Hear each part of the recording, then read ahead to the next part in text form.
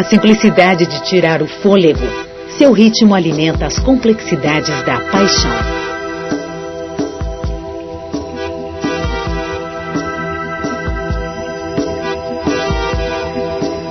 Ele bate cerca de 2,5 bilhões de vezes em uma vida, bombeando 150 milhões de litros de sangue. Nenhum outro órgão representa tão bem o espírito humano, pois sua própria existência é a pulsação da vida.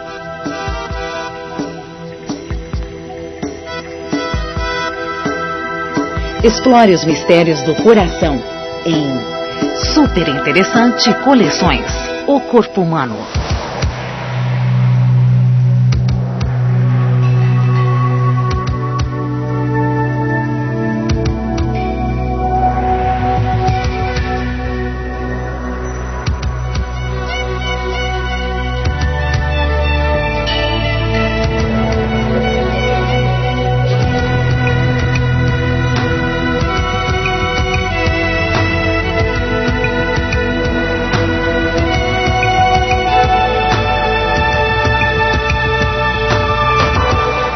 Super Interessante Coleções, o Corpo Humano. Coração, a máquina incansável.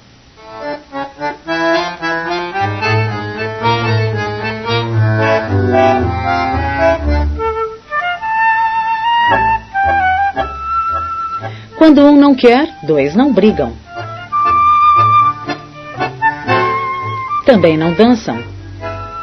Também não se apaixonam. O coração é sempre associado às emoções, principalmente ao amor. Mas o verdadeiro papel do coração desmente essa imagem popular como o centro das emoções. O coração não passa de uma bomba que leva o sangue pelo corpo através de um labirinto de veias e artérias. O coração é especial em relação aos outros órgãos do corpo. Ele é o único que se pode perceber funcionando, principalmente durante uma dança, um exercício ou quando se faz amor. O som do coração batendo é uma confirmação da vida, um sinal de que todo o corpo está recebendo sangue novo, que nos dá energia, saúde e vitalidade.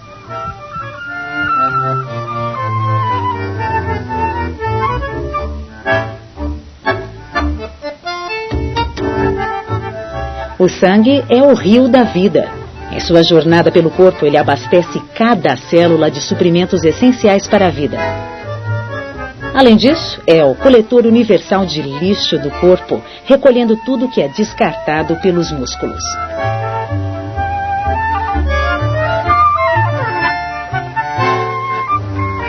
O sangue transporta sua carga pelos menores vasos que tecem caminhos entre as células do corpo. Essa carga inclui alimentos, água e outras substâncias, mas a encomenda mais urgente é o oxigênio.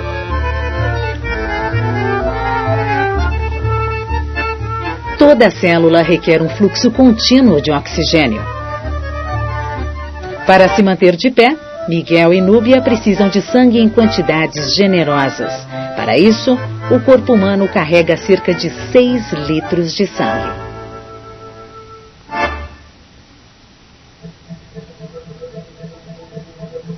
O sangue percorre uma rede intrincada de veias e artérias, através de cada músculo, tecido e órgão. Se fosse esticada, essa rede se estenderia por 160 mil quilômetros, o bastante para dar 4 voltas à Terra. O coração dá o impulso que faz o sangue circular. Nas artérias maiores, o sangue alcança a velocidade de 1,5 km por hora. Quando atinge os vasos menores, cai para 1 milésimo disso. Esse ritmo lento permite ao sangue fazer suas entregas nos 60 bilhões de células do corpo. O coração pode acelerar ou reduzir o ritmo de toda a circulação. Um corpo em repouso requer menos oxigênio. O coração bate devagar e o sangue leva 1 minuto para fazer uma volta completa. Mas exercícios ou emoções, por exemplo, deixam as células famintas por alimentos e oxigênio. O coração passa a bombear mais rápido para manter o suprimento. O sangue de Miguel está fazendo o circuito completo do corpo em apenas 10 segundos. O fluxo para os músculos aumentou 20 vezes. Seu coração está bombeando neste momento 14 litros de sangue por minuto.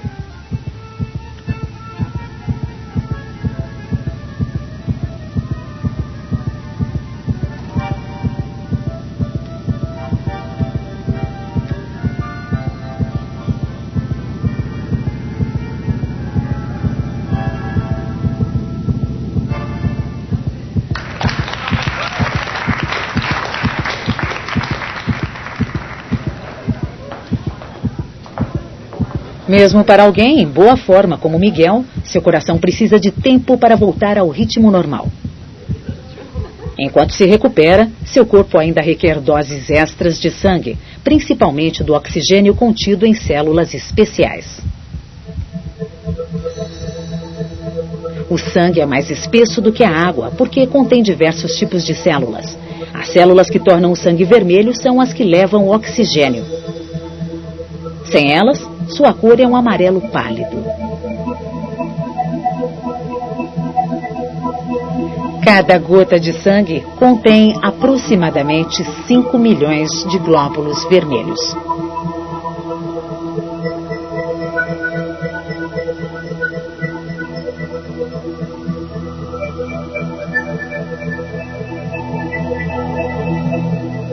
Os glóbulos vermelhos têm recipientes especialmente projetados para transportar oxigênio.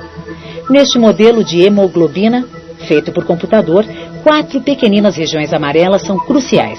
Elas agem como ímãs para o oxigênio. O restante desta molécula imensa, um conjunto de 10 mil átomos, apenas serve de suporte para estes pontos especiais. Os pulmões contêm uma densa rede de vasos sanguíneos com pequenas bolsas cheias de ar. Aqui, a hemoglobina é carregada de oxigênio. 1/5 do sangue está sempre nos pulmões, desempenhando esta tarefa vital. Uma torrente de sangue flui por milhões de capilares que entrelaçam o tecido pulmonar. Nas bolsas de ar, o oxigênio passa facilmente para o sangue, através de finas paredes, ficando grudado nos glóbulos vermelhos.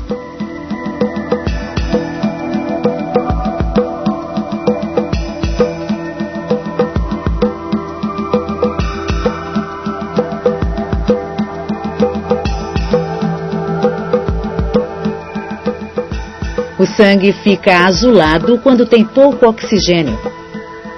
Quando se reabastece, volta a ficar vermelho e está pronto para ir até onde for necessário.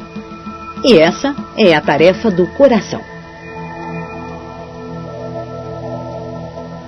Encaixado entre os pulmões, numa posição meio torta, o coração é pouco maior do que uma mão fechada e pesa menos de meio quilo.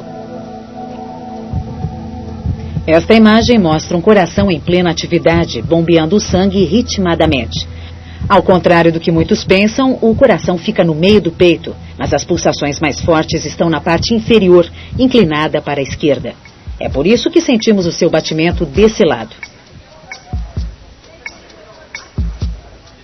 Em repouso, o coração do adulto bate 70 vezes por minuto, 100 mil batimentos por dia, a vida toda. Cada batida bombeia cerca de 70 mililitros de sangue, a mesma quantidade de vinho que está neste copo.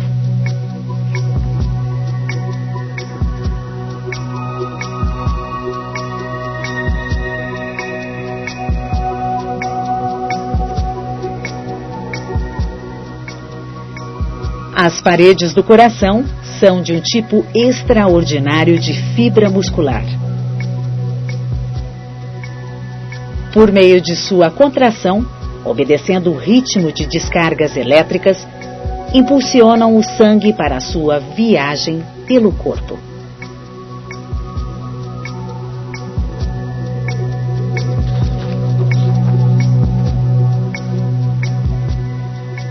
Uma imagem do sistema elétrico cardíaco mostra as correntes varrendo o músculo. A contração do músculo é comandada por um conjunto de células nervosas, chamadas marca-passo.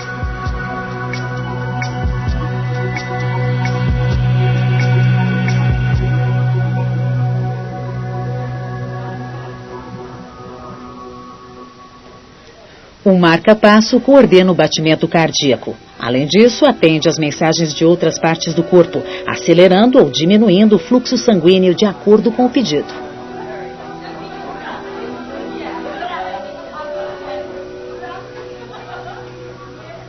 Os músculos exigem mais sangue quando estão em atividade, mas emoções fortes também estimulam o coração. Amor ou medo, por exemplo, podem provocar batidas fortes. Este incansável órgão pode parecer extremamente complexo, mas obedece a um esquema simples. O coração apresenta 4 câmaras que funcionam em pares. É como se fossem 2 bombas independentes. Uma delas empurra o sangue sem oxigênio para os pulmões, enquanto a outra envia o sangue com oxigênio que veio dos pulmões para todo o corpo. As paredes das câmaras são puro músculo, que se contrai em sequência regular.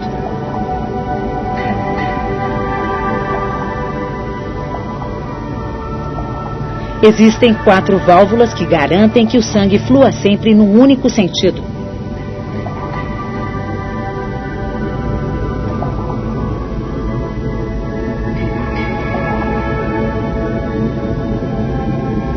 A cada contração do músculo, 2 delas se abrem, permitindo que o sangue seja empurrado ao pulmão ou para o corpo. No mesmo momento, as 2 outras se fecham, evitando o fluxo na direção errada.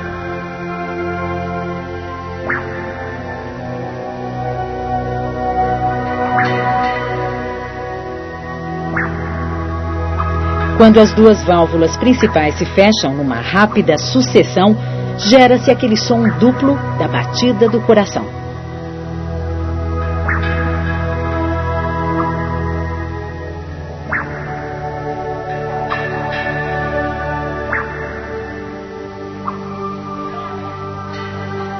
Tudo pronto para a arrancada do sangue em seu circuito. A linha de partida é do lado esquerdo, a mais forte das 2 bombas. A câmara superior, chamada de átrio esquerdo, se enche com o sangue oxigenado vindo dos pulmões. As paredes musculosas empurram o sangue através da válvula mitral.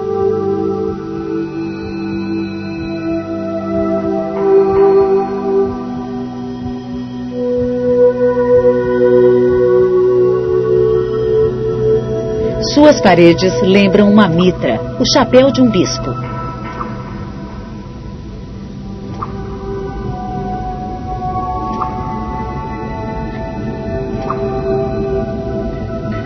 Os cordões que a mantêm no lugar são literalmente as cordas do coração.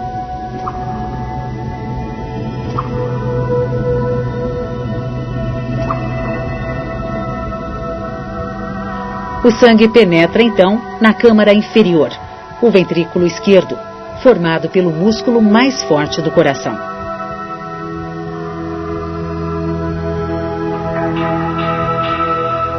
Quando o ventrículo está cheio de sangue, suas paredes se contraem.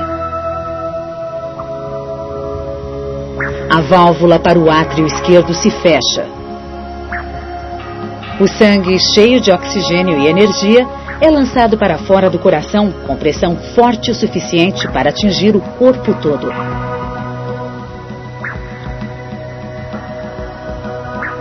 Logo depois de ultrapassada a válvula de saída, começa a maior artéria do corpo, a aorta.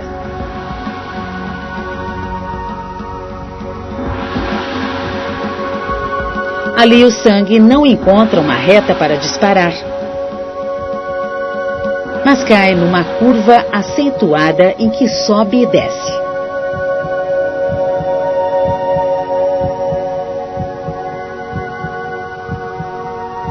O coração não se alimenta do sangue que o preenche. Seus músculos precisam de um suprimento externo, como os demais órgãos, mas ele é o primeiro a receber a entrega. pequenas artérias se ramificam na aorta e voltam para o coração, dividindo-se em vasos cada vez menores. Estas artérias, as coronárias, penetram fundo no músculo do coração. Todos esses vasos estão interligados. Se houver problema com o suprimento numa rota, há chances de que o sangue siga por outro caminho.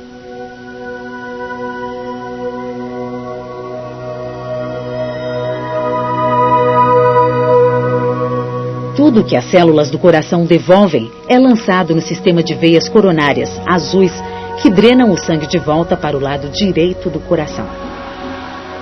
No alto da curva da aorta, o sangue encontra 3 passagens principais.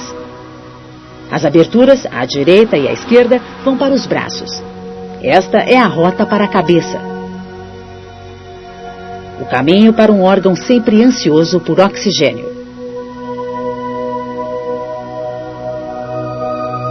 O cérebro consome quase 1 litro de sangue por minuto.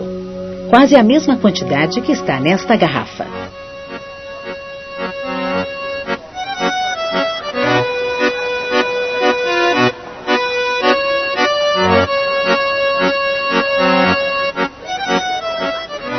Para garantir que o corpo esteja sempre funcionando, o cérebro é o único órgão que recebe um fluxo constante de sangue, mesmo durante o sono.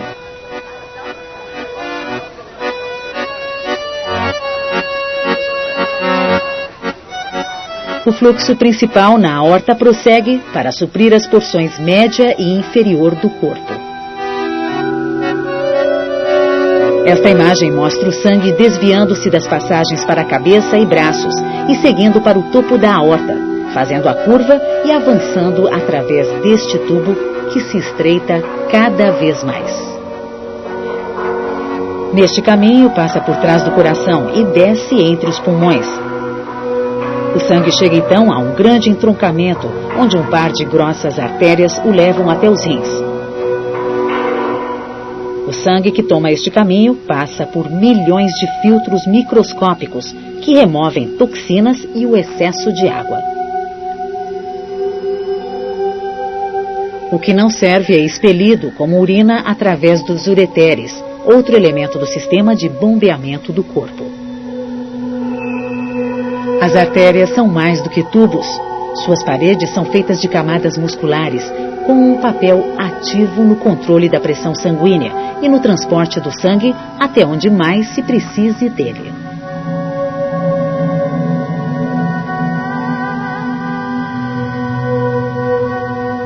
Como um rio que funciona ao contrário, as artérias maiores dão origem a afluentes cada vez menores.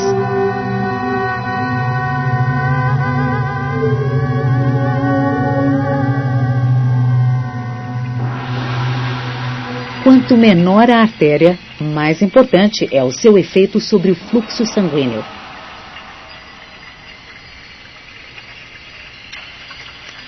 As paredes das artérias possuem músculos que se contraem ou se relaxam, assim controlando o fluxo de sangue.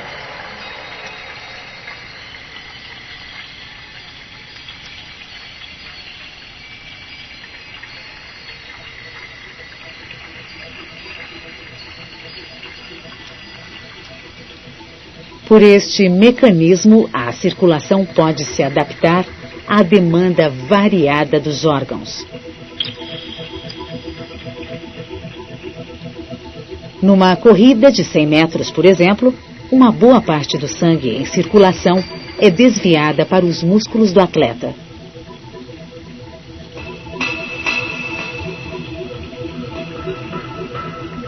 Todas as artérias necessariamente chegam aos vasos capilares.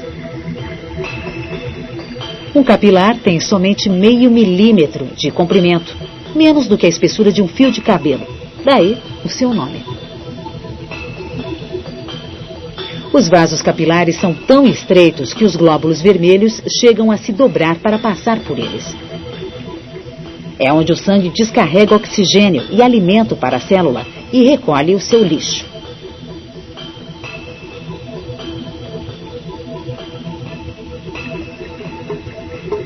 Sem o oxigênio e carregado com dióxido de carbono, o sangue inicia sua jornada de volta ao coração e pulmões. Os vasos capilares desembocam em pequenas veias, que se juntam formando vasos maiores. É muito comum uma veia passar ao lado de uma artéria, só que levando o sangue em sentido contrário. Os dois vasos transportam a mesma quantidade de sangue. Nas artérias, o sangue corre mais depressa, impulsionado pelo coração. Mas ele perde pressão nos estreitos vasos capilares e viaja mais devagar nas veias. Por isso, as veias devem ser mais largas para manter o mesmo volume de sangue das artérias. As paredes das veias têm menos músculos. Para que o sangue volte ao coração, mesmo com a pessoa em pé, há pequenas válvulas embutidas nas paredes das veias.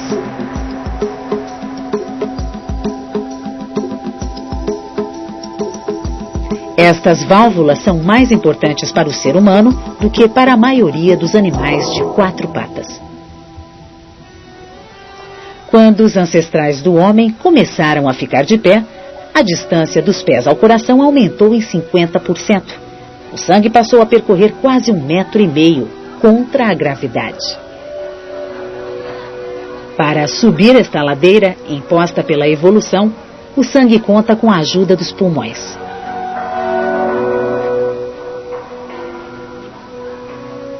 A veia principal do corpo é espremida toda vez que se respira, dando-lhe um empurrão. Além disso, o tórax que se expande na inspiração diminui a pressão no topo da veia, provocando uma sucção do sangue em direção ao coração.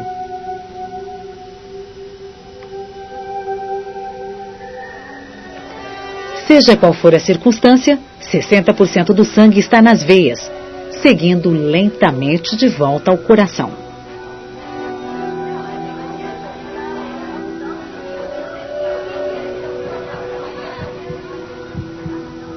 40 segundos após deixar o coração, o sangue está de volta. Agora é a vez da outra bomba. A câmara superior, o átrio direito, coleta o sangue azulado que flui pelas 2 grandes veias que vêm do corpo, do cérebro e da própria rede de veias do coração.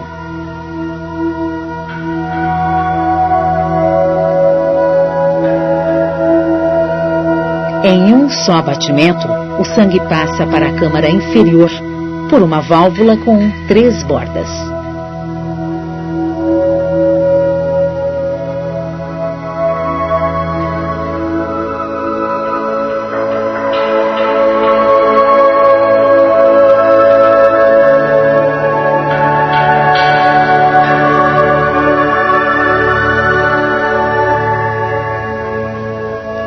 A câmara inferior, o ventrículo direito, é a mais fraca das 2 bombas cardíacas. Seus músculos lançam o sangue numa jornada bem mais curta, só até os pulmões. De lá, volta ao átrio esquerdo. No caminho, elimina o dióxido de carbono e se carrega com oxigênio.